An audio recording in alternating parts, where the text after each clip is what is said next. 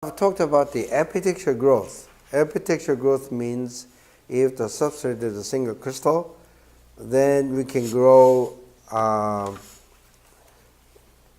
single crystal because we can keep the texture, right? That is the epitexture growth.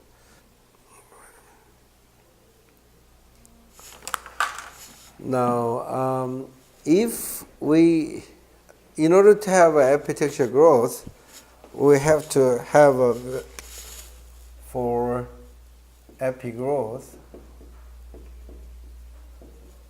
we have to have a elevated temperature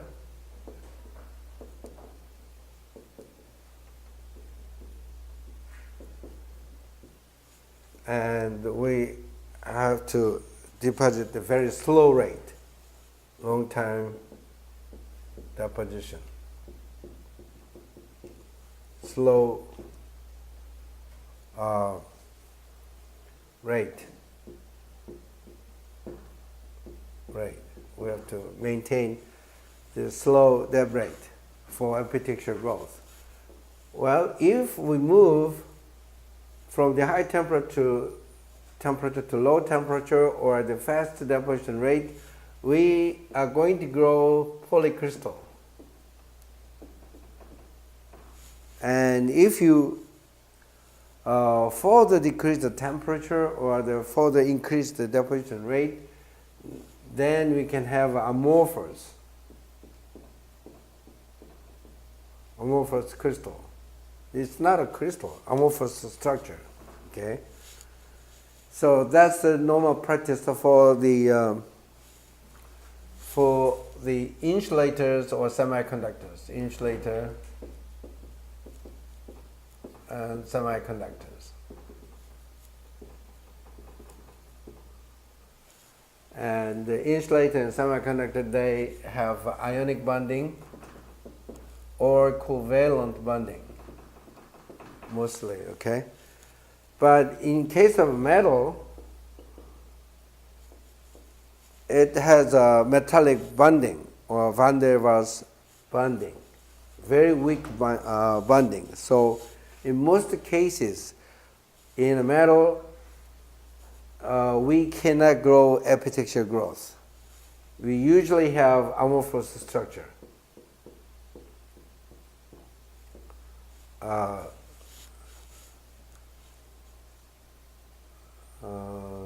see.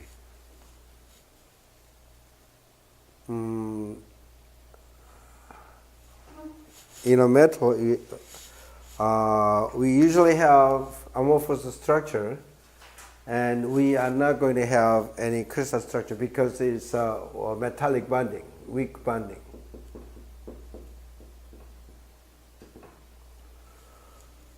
Anyway, so the polycrystal silicon is useful for many integrated circuit process. For instance, the silicon gate, that is a polycrystal, because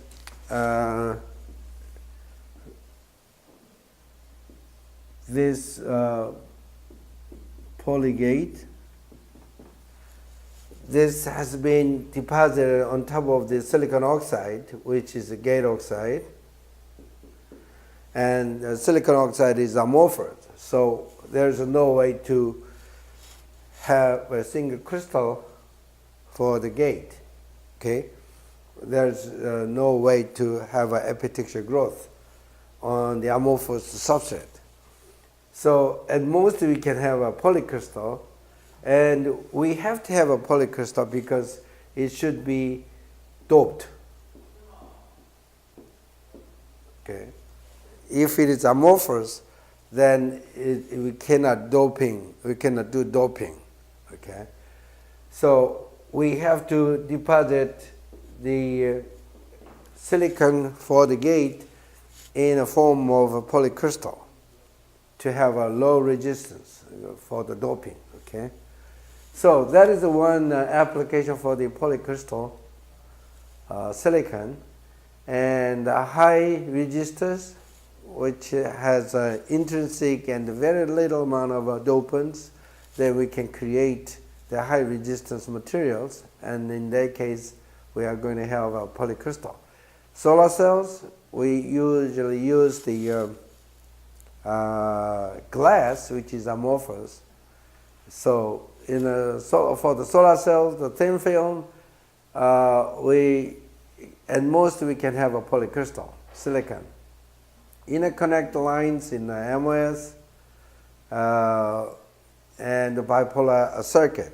If most of the interconnection lines are used as a metal, but sometimes the gate itself is going to be used as interconnection between the transistors in the MOS structure. So in that case, polycrystal silicon is used for the interconnections.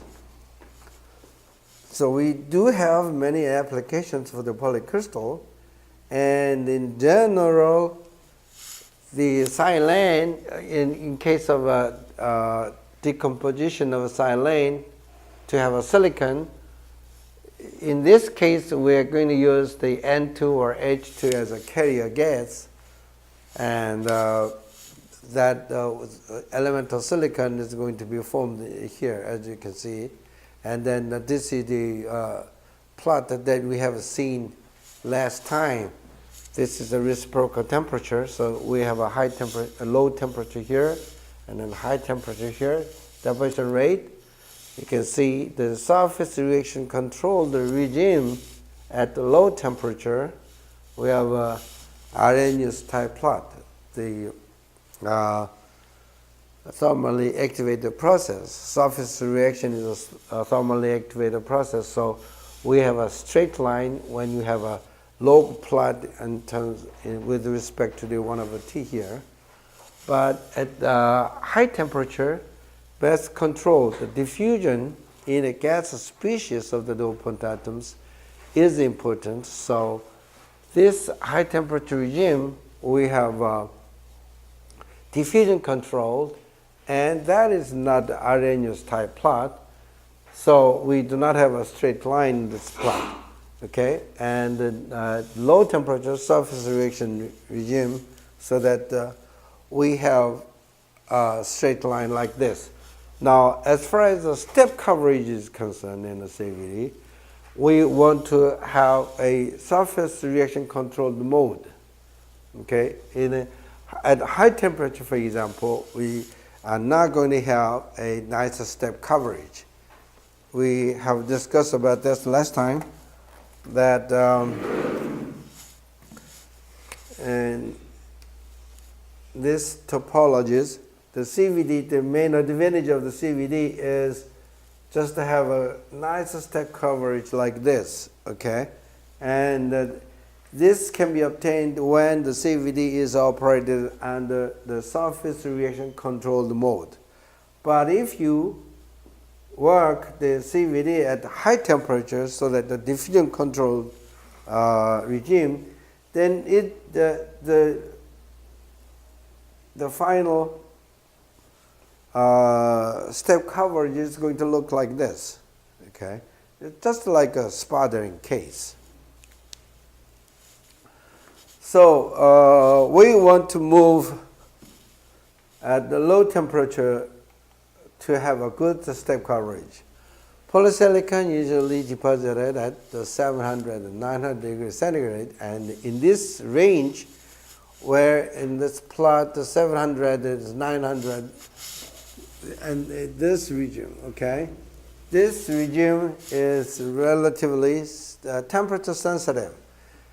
Reaction is surface reaction limited and very sensitive to temperature because it is a straight line. Therefore, it is desirable to use the N2 carrier gas, because if you use the N2 as a carrier gas, then this reaction promotes to the right-hand side according to the Le Chatelier principle, right? If you use N2 as a carrier gas, then the reaction is going to move towards the right-hand side. if you use the hydrogen gas as a carrier gas, then the reaction is not going to move towards this directions. That is the plot that we have seen here. This is a H2 carrier, H2 gas as a carrier gas. So if you use the N2 as a carrier gas, then the whole plot is going to be shifted to the lower temperatures on the right-hand side. Here, if H2 is used, the reaction is driven to the left, and the decomposition is more temperature sensitive.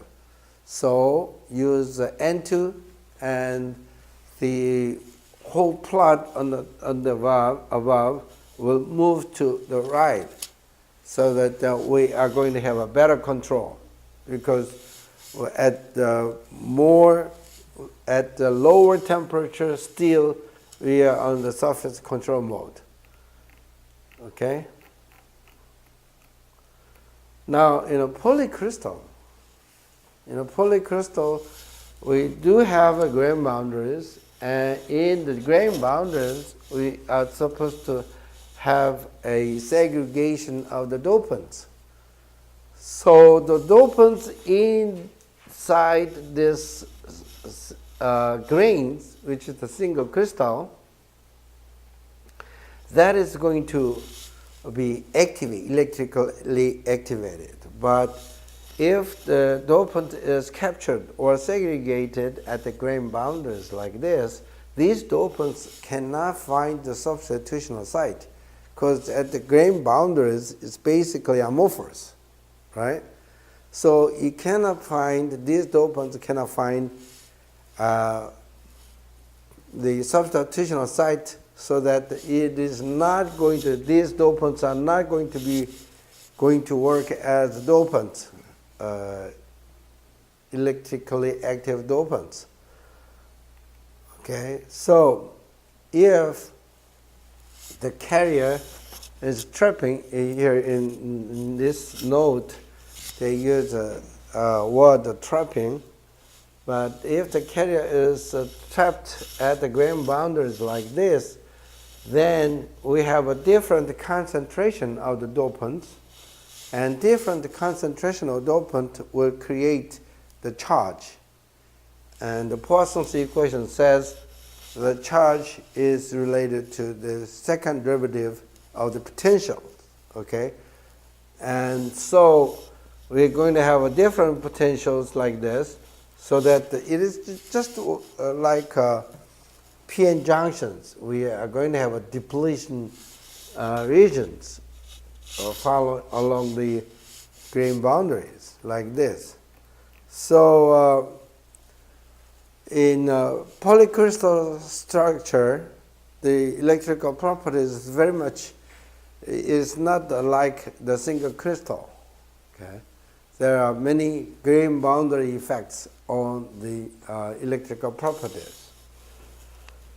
Now, this is one of the examples of the doping. Okay, when you dope a phosphorus in the silicon, in a single crystal case, the resistivity is going to change monotonically with the concentration of dopant, as you can see, a straight line here. But in a polycrystal, if you dope the phosphorus at a certain amount, behind a certain amount, and that is going to be around 10 to the 16th and 10 to the 17th, okay, per cube, then there's no real effects of the doping. But suddenly, if the dopant concentration goes beyond the 10 to the 17th, as you can see in this figure, then you can see the doping effect. The resistance goes down, and when it is more than 10 to the 19th here, then resistance approaches that of a single crystal. Okay, so in a polycrystal, you have to dope your materials very heavily, compared to the single crystal, of course, because the trapping at the grand boundaries. The density of carrier traps is on the order of 10 to the 17th and 10 to the 18th. So there is an abrupt change in the plot at the dopant concentration 10 to the 17th and 10 to the 18th in terms of the resistance. Okay. Now, the low pressure deposition is another practical way of getting around the temperature sensitivity inherent in the furnace. LPCVD may help make the CVD to have good step coverage. Okay, and the first thing now in a CVD,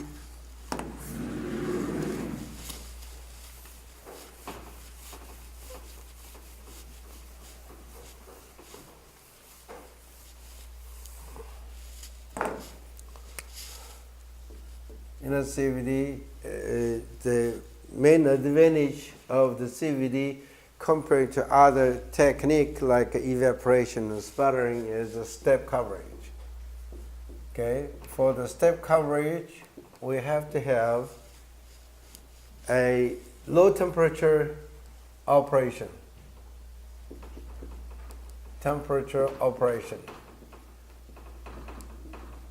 Because we usually have 1/T deposition rate, then we are going to have at low temperature a straight line, because at this region we are surface control, and at the high temperature then a diffusion control mode.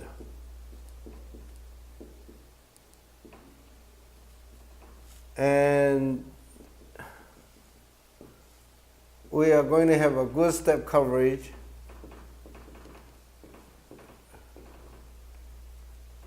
at this temperature range, at this low temperature. But we do have to have a certain temperature to have a complete decomposition of the reactant gas. So if you want to have a good step coverage and a good decomposition of the reactant gas, besides the temperature, you have to work with two other elements which can help the temperature, thermal energies,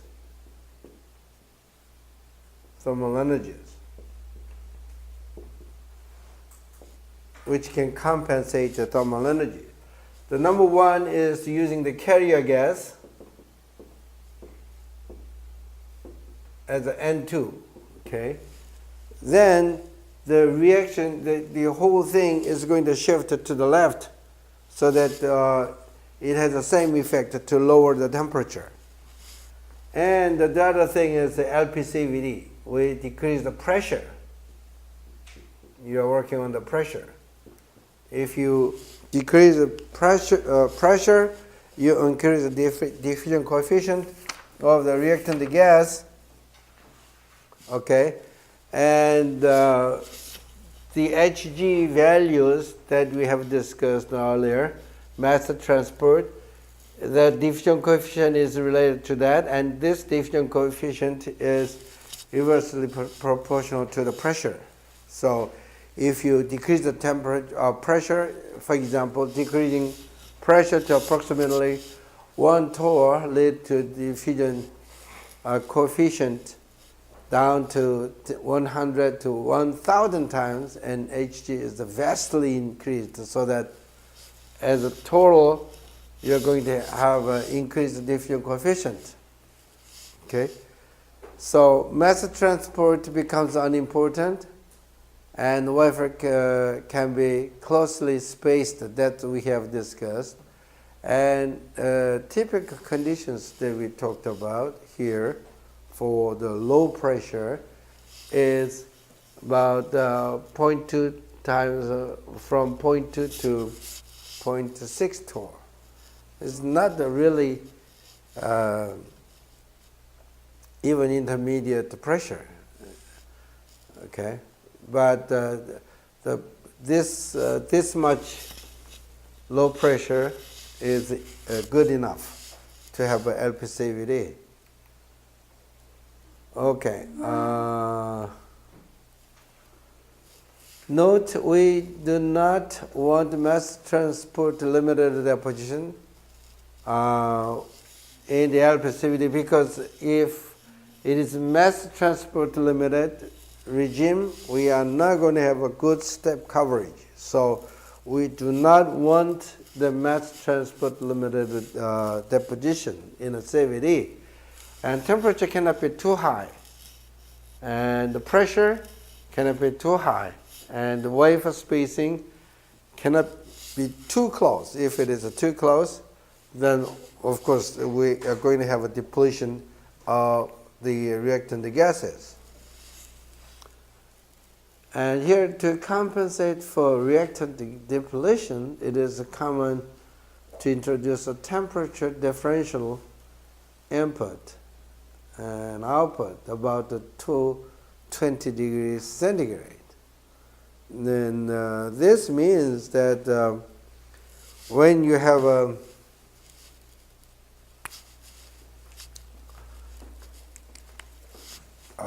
in the real practice, we're going to have a very large furnace. We're going to have this furnace, and this is the incoming gas in, and here out, gas out, okay? And then wafers is going to be loaded like this, okay? And here and here, we as the reactant gas flow inside the furnace, and the reaction happens so that depletion of reactants, it's going to happen along the way to flow from here to here. So we have a high concentration of dopants, for example, at the inlet, but in the outlet, we're going to have a depletion of the reactant gases, so that we are not going to have a uniform thickness of the layer. So in a real practice, what we do is we increase the temperature here. With the differential, we increase the temperature, like in this note it says about 20 degrees centigrade. Of course, this is very much dependent on the number of wafers loaded, and the size of the wafers, and the size of the furnaces, and also the gas flow rate, and so forth. So if you increase the temperature here, even if we have some losses, depletion of the reactants at the tail, this increased temperature may give you the compensation in the thickness, so that we can have a uniform thickness of the layers. Because the surface reaction is thermally activated process, okay? So if you increase the temperature, the surface reaction is going to be enhanced, so that it can compensate that. Besides that, okay, the incoming gases is, the temperature of the incoming gases is much lower than the furnace temperature here. The furnace temperature is 700 to 900.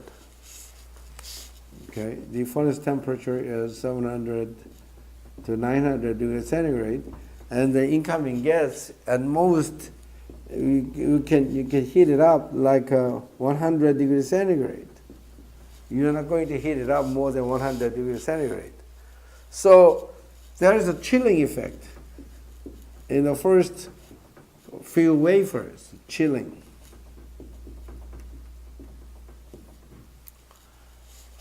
With the incoming gases. So this is another factor that you have to increase the temperature the other way around. Okay? You have to increase the temperature at the front wafers, and you're going to have a lower temperature compared to this, because the incoming gases is going to be heated up along the way to reach the final end. So usually in practice, this furnace is divided in several zones, temperature zone like that, and then the temperature is controlled by the computer to have a uniform thickness of the CVD layers.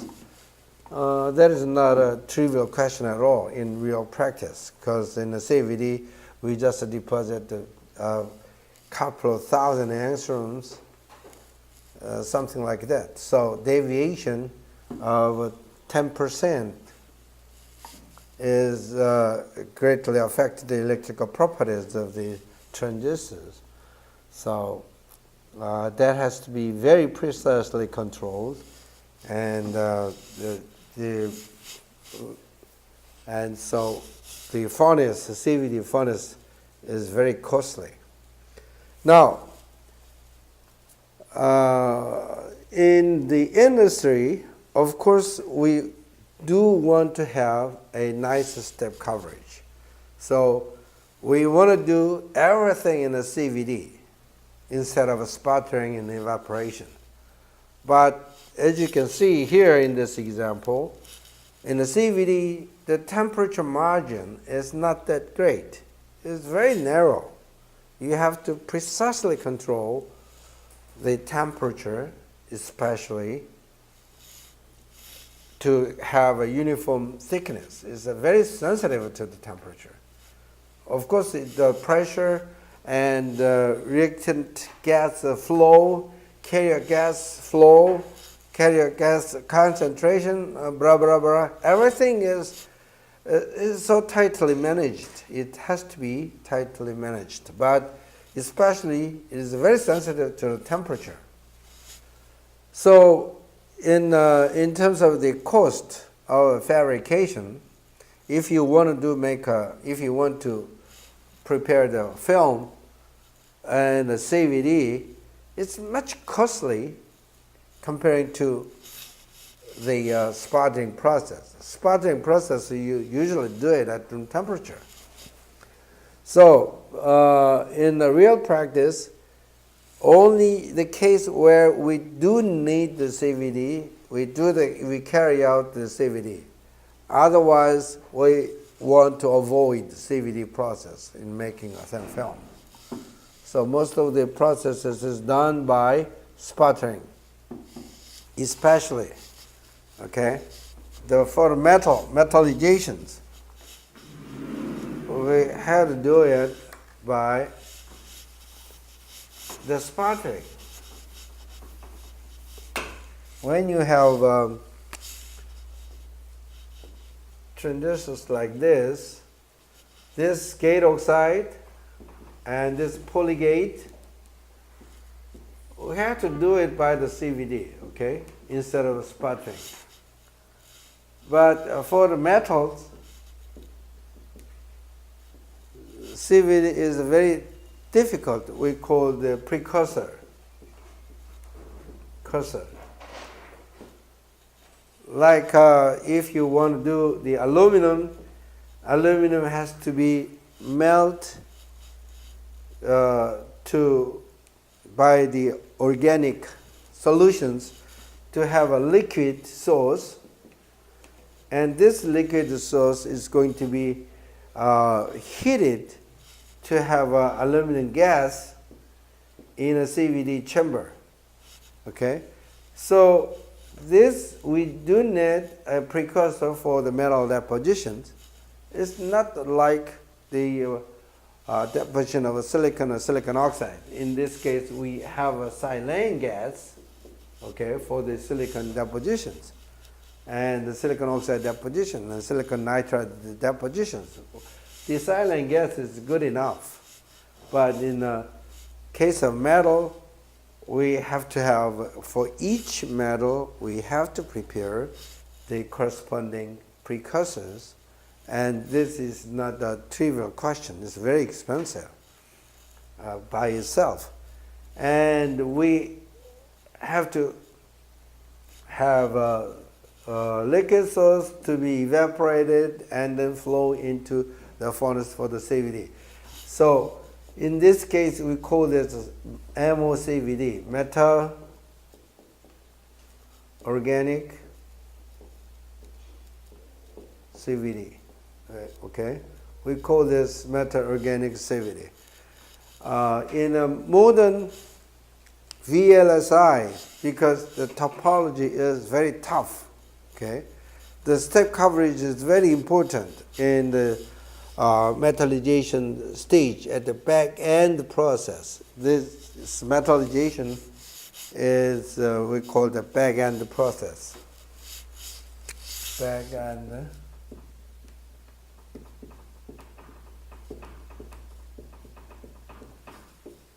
At the back end process for the metallization, we now have a very tough topologies. Many layers, etched and deposited, so that it's very rough, so that the step coverage is very important. So we tend to use the MOCVD, okay, instead of just a simple sputtering that conventionally used.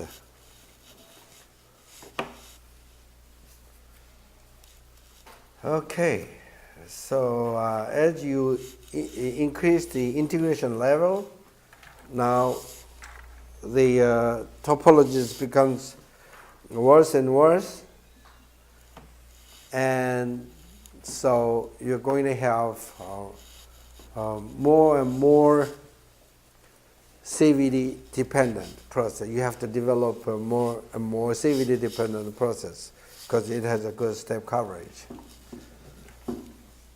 Okay, the next topic is dry etching, and let's see. Let me just introduce the dry etching process this time, and then we're going to discuss about the etching process next week on Monday. Okay.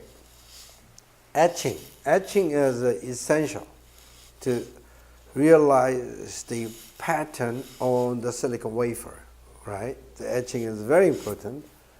And the wet etching has been used for a long time, okay? The wet etching is, before etching, we call that isotropic etching. That is the wet etching. Iso means the same. Tropic is the direction. So everywhere it has the same etch rate. That is isotropic. Anisotropic, is not. Okay, so it's the directional. That is the dry etching. Now,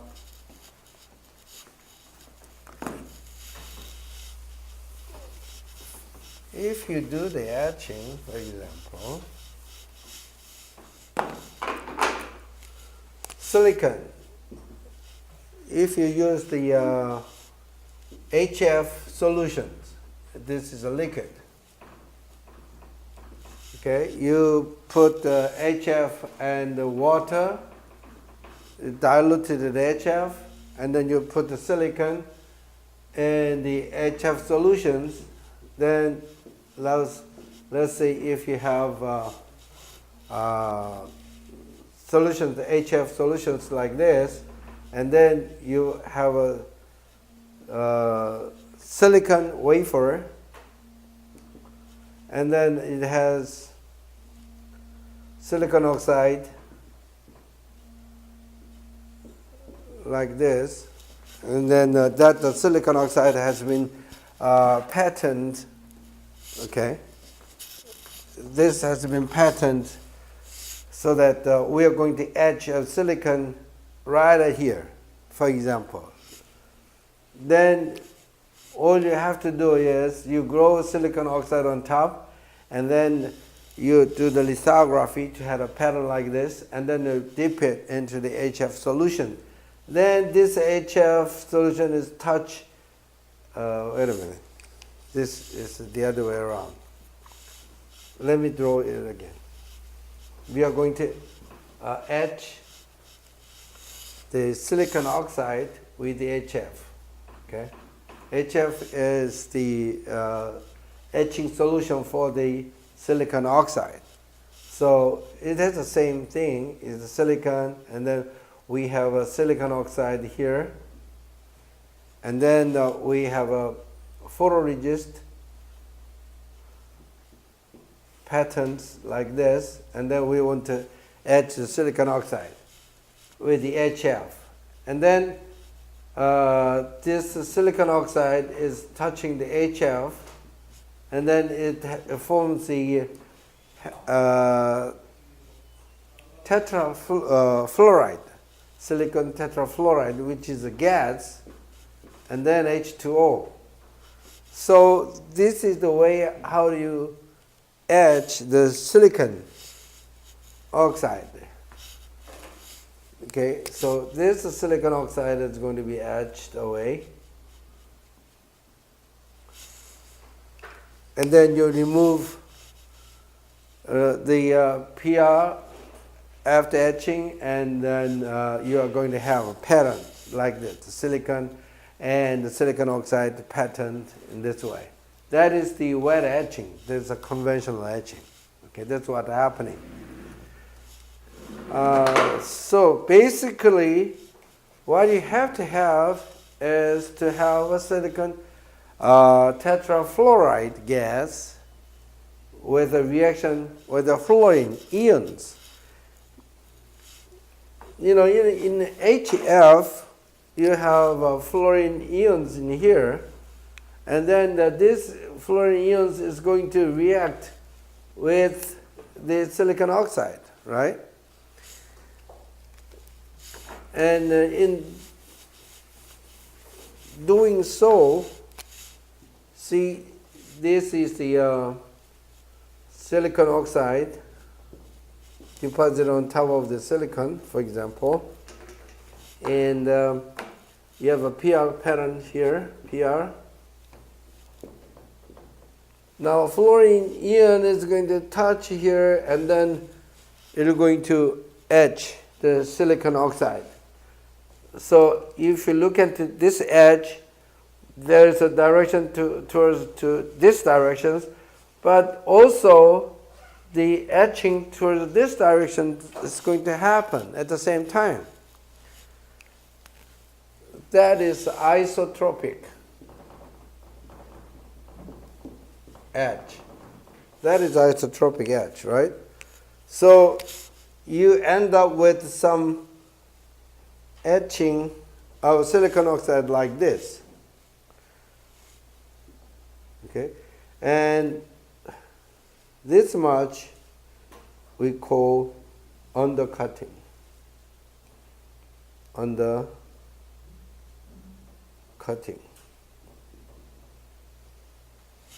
Okay, and this undercutting is not the region that we want to be etched according to the mask that we have.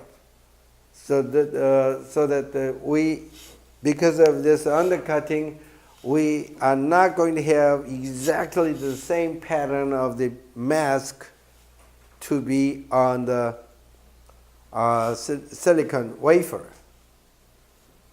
And this side also, it should have something like this.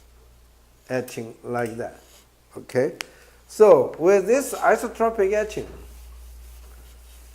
you end up with some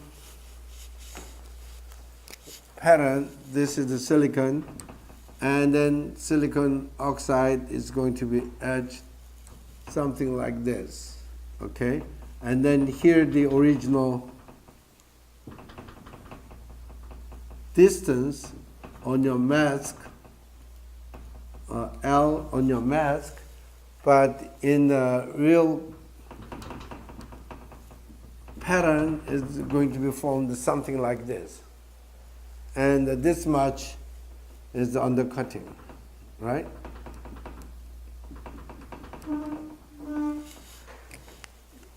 In a dry etching, you have a fluorine atoms or ions with the electric field or plasma. It has a directions. It has a directions to work inside the field, electric field, so that rather into this directions, it has a more reaction towards the vertical directions, so that you can see the etch rate in this direction is different from this lateral directions. So that is going to be called anisotropic etch. And with this dry etching, we can realize the pattern in the mask on the silicon wafer exactly the same way.